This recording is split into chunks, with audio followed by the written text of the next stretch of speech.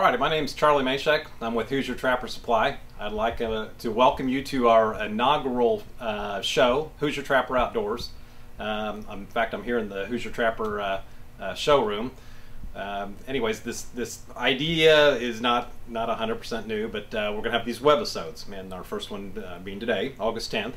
And what we're going to do is we're going to show trapping, hunting, deer hunting primarily, but other types of hunting, and show things that the people that we deal with and that we're connected with are interested in. I mean, we're all generally have the same interests.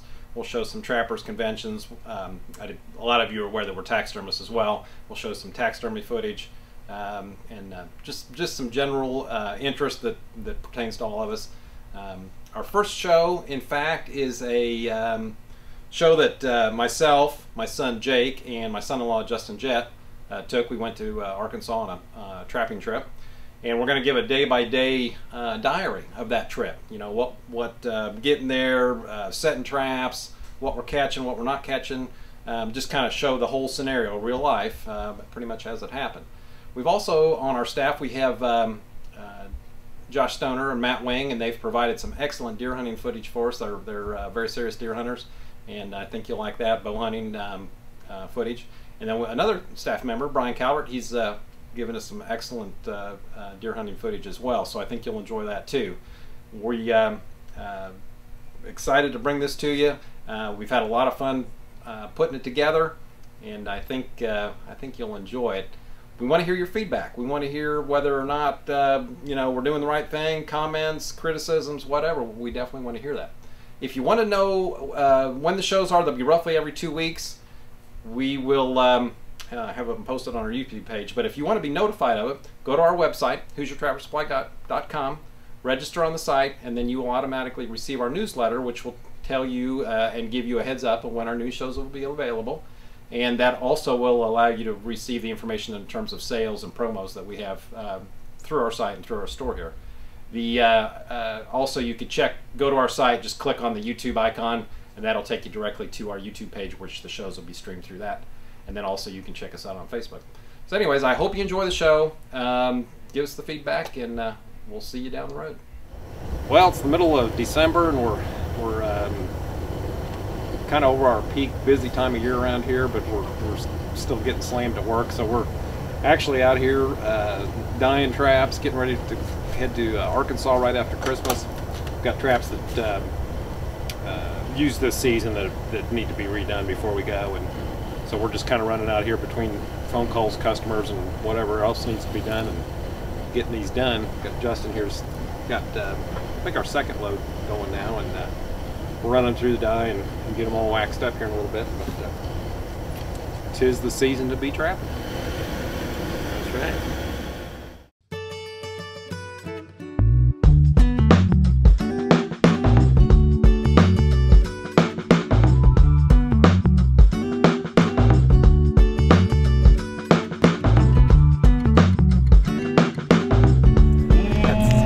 Good healthy eating on the way to Arkansas. Anything. Let's dig in.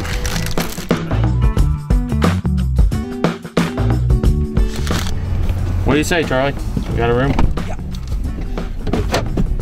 On the camera. That's cool. Not too bad. 65 plus tax. So. That's ridiculous. Got a late start today. We didn't get started until about 3 o'clock, so we wanted to start about 9. So we haven't made it all the way. We're in near Joplin, Missouri, and we're in a beautiful Super 8 hotel. And you always know when we're on a trapping trip or a trapper's conventions because our luggage smells like skunk, so everybody knows what we're doing. So that's it for tonight. So we're going to get up in the morning and head the rest of the way to our destination and start setting traps tomorrow.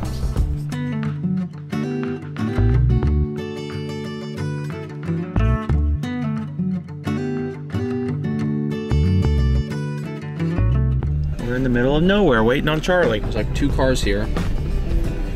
And it's what time? What time is it? It's about noon. Noon o'clock. 11:42. It's noon o'clock. We're gonna throw all the crap in the room and get out into the woods fast before dark and set as many traps as possible.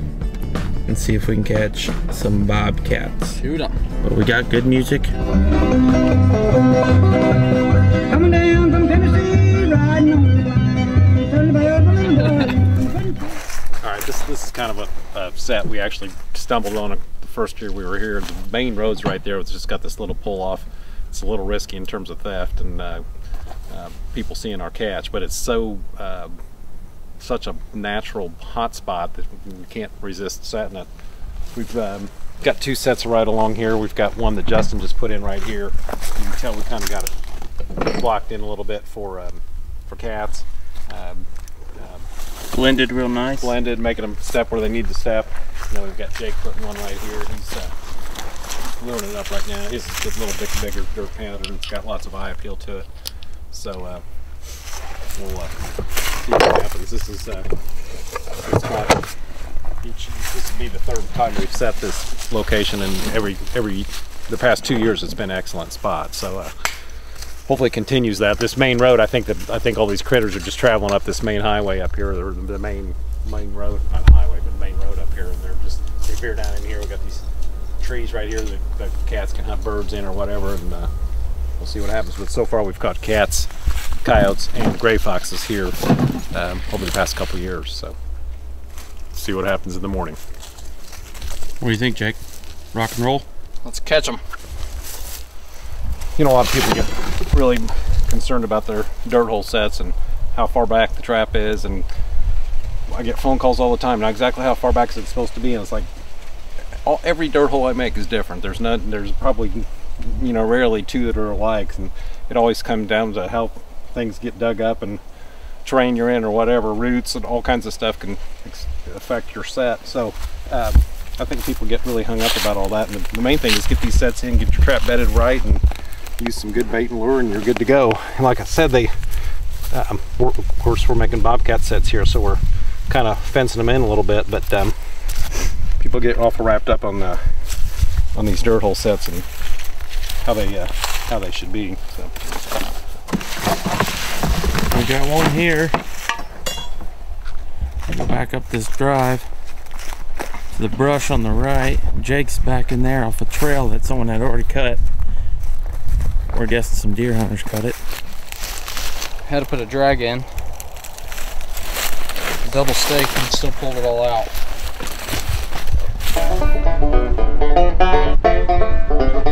Alright, well, it's the end of the first day of setting, and we didn't get started till late. It was about 1:30 before we even got out here and started setting, and beautiful weather. We ended up getting 20 sets in. Kind of a disappointing start. We ran into another trapper on an area that we were going to set, and I mean, he has every right to be here too. So, but we didn't want to infringe on him, so we kind of, you know, blew about 45 minutes or an hour there. So anyways, we ended up getting 20 sets in. I feel pretty good about what we made, and we'll see what happens tomorrow, and then get them checked and start setting again. We're hoping these sets were ones we last made are good, because we hardly see what we were doing. So, and we all smell like skunk. Yep. And now that means it's time to go eat.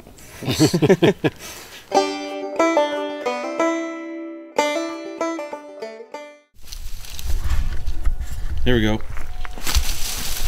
He is big, isn't he? Awesome, Justin. Good job.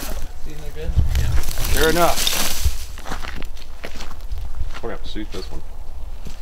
Think so? Yeah, because I don't think we can get a... Alright, we got Justin remaking the set. I mean, as you can see, we are just right on the road, and if you can risk it, and I think it's worth risking it, then you can definitely catch cats, coyotes, whatever. Everything's traveling this road. We got such large amount of ground here, unlike farm ground back in the Midwest. And it's like a needle in a haystack if you just start looking around where to set these traps. But if you stay on the roads, then that tells you pretty much where to set them. So one bobcat so far. So we got it on the drag, so at least get off the road and produced right here. We had what we thought to be bobcat droppings right on the road right here. Set it last night. Caught the cat the first night. That's one thing about cat trapping. If you can find sign, that's where you want to set it. But a lot of times you can't see it, so a lot of times you're just setting sets where you think they'll be. But if you can find sign, that's where to put it. That's right. Paid off right here. Geez, that is a nice one. Is it? Pretty nice for a Arkansas type cat. Yeah. It's a real nice one. What do you think on the market it would bring? 100 or so.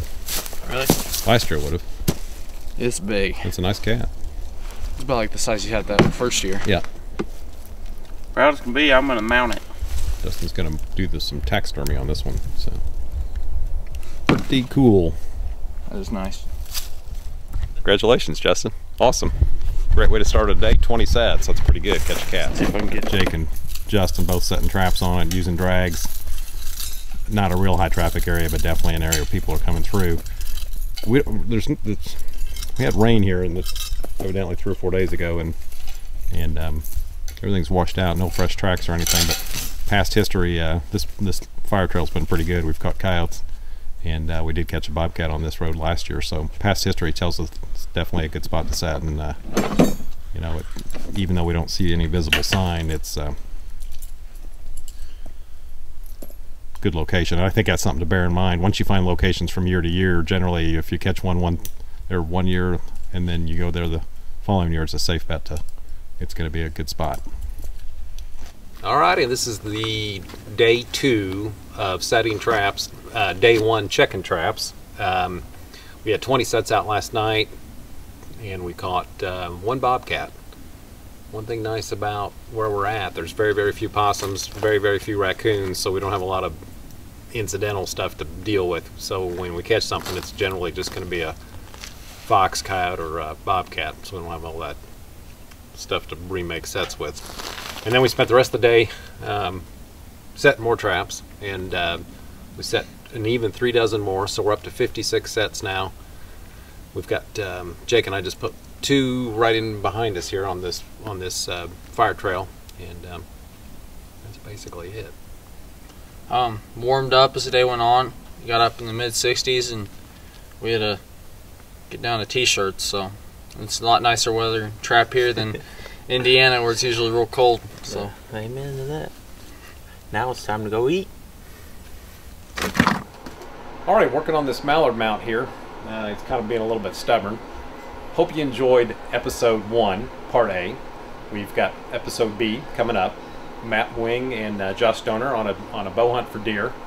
That's just next in line on your YouTube page there. Click on that and it'll load right up.